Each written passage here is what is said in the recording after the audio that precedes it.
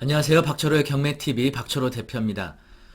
최근 들어서 서울의 아파트 경매 낙찰가가 아주 높은 가격에 이루어지고 있는데요. 이에 대해서 이제 많은 분들이 좀 의아해하기도 하고 관심을 많이 갖고 계시죠.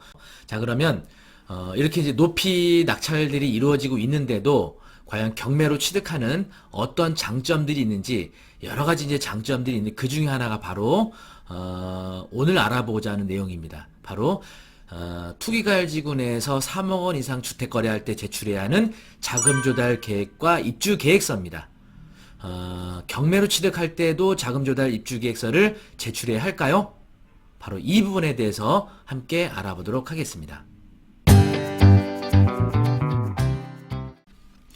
2017년도 8월 2일 날 그 주택 안정화 대책을 위해서 파리 대책이라고 부르는 이제 여러 가지 규제들이 나오게 되었죠.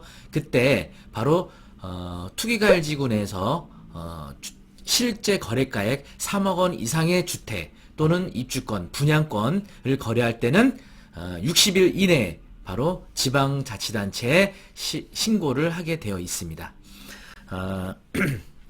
이 법은요, 2017년도 9월 26일 날 시행령이 개정이 돼서 공포가 됐고요. 바로 그 이후부터 계약 체결된 분, 다시 말하면 9월 27일부터 계약이 체결된 분에 대해서는 신고를 해야 합니다. 신고하지 않게 되면 과태료 500만 원 또는 허위로 신고하게 되면 취득가액의 100분의 2에 해당하는 과태료를 내야 합니다. 100분의 2면요, 10억이면은 2천만 원입니다, 여러분. 그래서 자금 조달 입주 계획서는 매우 중요하고요.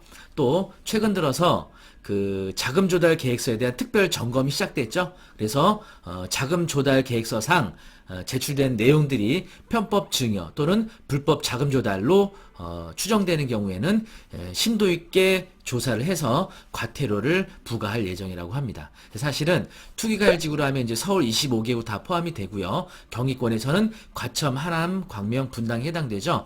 여기에 대해서 이제 자금 조달 입주 계획서를 모두 그 제출을 해야 하는데 상당한 심리적 부담감을 안게 되는 거죠. 그렇죠? 내가 기존 주택 얼마에 팔았는지, 대출은 얼마에 받을 것인지, 내 예금은 얼마가 있었는지, 그렇죠? 이게 어떻게 자금 조달이 이루어졌는지 제출해야 되는데 상당한 심리적 부담감을 안게 됩니다.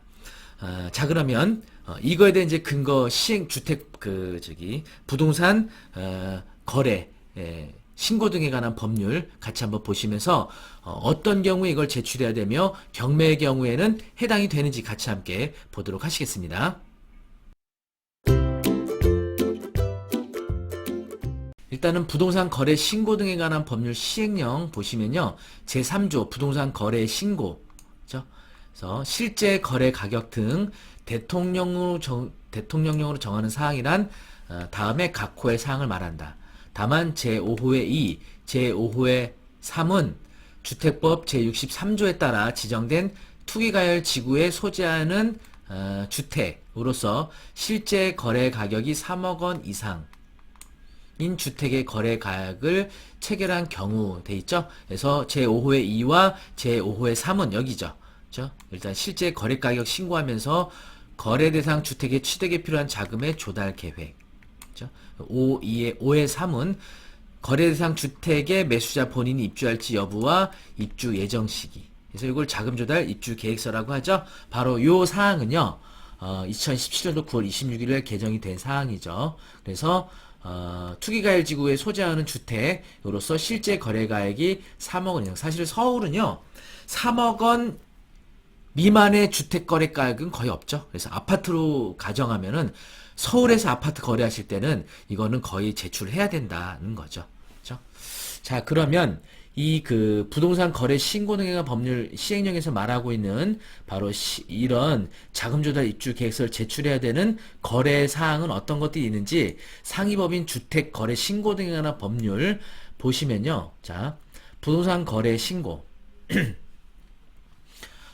다음 각 호의 어느 하나에 해당하는 계약을 체결한 경우 그 실제 거래 가격 등 대통령령으로 정하는 사항을 거래계약 체결일로부터 60일 이내에 그쵸? 신고를 해야 되죠. 그래서 군수, 구청장 이런 것도 신고해야 되죠. 자, 다음 각 호의 어느 하나에 해당하는 계약 첫 번째입니다. 부동산의 매매계약, 그쵸? 매매계약입니다. 그리고 두 번째, 택지개발 촉진법, 주택법 등 대통령령으로 정하는 법률에 따른 부동산에 관한 공급 계약. 그쵸? 그리고 3, 다음 각목의 어느 하나에 해당하는 지위 매매 계약. 2호에 따른 계약을 통해 부동산을 공급받는 선정된 지위. 그쵸? 그리고 도시 및 주거환경 정비법 제74조에 따른 관리처분 계획의 인가 및 빈집 및 소규모 주택 정비에 관한 특례법 29조에 따른 사업 시행인가로 취득한 입주자로 선정된 지위. 다시 말하면 다양한 경우에서의 입주권과 분양권을 통칭하는 거죠. 그러니까 입주권, 분양권, 또 부동산 매매 계약을 통해서는 투기가율지구에서 3억 원 이상 주택 거래할 때 60일 이내에 바로 자금 조달과 입주 계획서를 제출해야 된다. 이런 사항입니다. 아까 이제 그 주택법에 보시면요.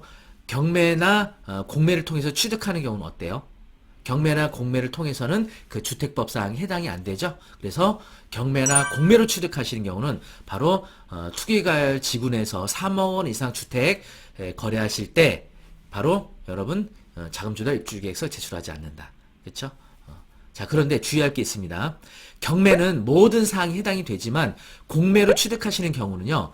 매매계약 형태로 취득하시는 공매 물건들이 있어요. 온비드 공매의 비밀한 영상을 보시면 공매에 관한 사항 자세하게 보실 수 있는데요. 공매 중 세금 체납으로 인해서 진행되는 압류재산이 있거든요. 이 압류재산의 경우는 자금조달 입주계획서 제출하지 않죠. 하지만 그러니까 실거래가 신고하는 방식은 자금조달 입주계획서 제출해야 된다고 보시면 돼요. 하지만 경매로 취득하는 어떠한 경우에도 여러분 실거래가 신고 들어가지 않거든요. 그래서 자금조달 입주계획서 제출하지 않는 거죠. 하지만 공매 중 국유재산 또는 공유재산 또는 신탁부동산 또 각종 공기업 이런 그 공매 재산들은요, 여러분이 낙찰 받으시게 되면은 실거래가 신고하셔야 돼요. 특히 주택에 대해서 실거래가 신고하셔야 되는데, 요때 자금조달 입주계획서 제출해야 됩니다. 그렇죠? 그래서 경매는 예외상 없이 모든 취득한 부동산에 대해서 실거래가 신고도 안 하고 자금조달 입주계획서도 제출이 안 되는 거죠. 하지만 온비드 공매의 경우에는 압류 재산에 한해서만 여러분 실거래가 신고되지 않아서 자금조달 입주계획서 제출하지 않는다는 거죠. 하지만 신탁부동산 기타 일반 재산들 있죠. 국유재산이라든지 또는 각종 공기업들의 이런 수탁재산들 이런 것들은 낙찰받으시면 실거래가 신고가 들어가야 돼요. 특히 최근에 진행됐었던 희망 임대리치 있죠. 이런 희망 임대리치로 당첨받으신 분들은 바로 실거래가 60일 이내 아마 계약들 아마 체결하셨을 거예요. 자, 매매계약 희망 임대리치와 매매계약 체결하신 분들은 60일 이내에 실거래가 신고하셔야 되고 그때 바로 자금조달 입주계획서를 제출해야 된다는 사항 요거 유념을 하시기 바라겠습니다. 자, 경매로 취득하실 때 최근에 압구정 한양 또는 잠실주공 5단지 또 이런 서울의 이런 고가 주택들 경매로 낙찰받으신 분들은 실거래가 신고하지 않습니다. 그렇죠? 실거래가 신고하지 않고 자금조달 입주계획서도 제출하지 않는 거죠. 물론 그렇다고 해서 여러분 편법주묘, 불법 자금조달 이런 거 하시면 안 되겠죠. 하지만 이번 특별 점검 대상에서 빠지게 되었다. 그렇죠? 우리는 경매로 낙찰받으신 분들, 공매 중 압류재산 낙찰받으신 분들은 자금조달 입주계획서 제출하지 않게 된다는 점 유념하시고요. 경매에 또 이런 장점이 있다는 거 알아두시면 좋을 것 같습니다. 자, 네이버 카페 박철호의 경매 아카데미, 유튜브 박철호의 경매 TV 여러분 앞으로 또 많은 청취 바라겠고요. 구독, 좋아요 해주시면 큰 힘이 되겠습니다. 감사합니다.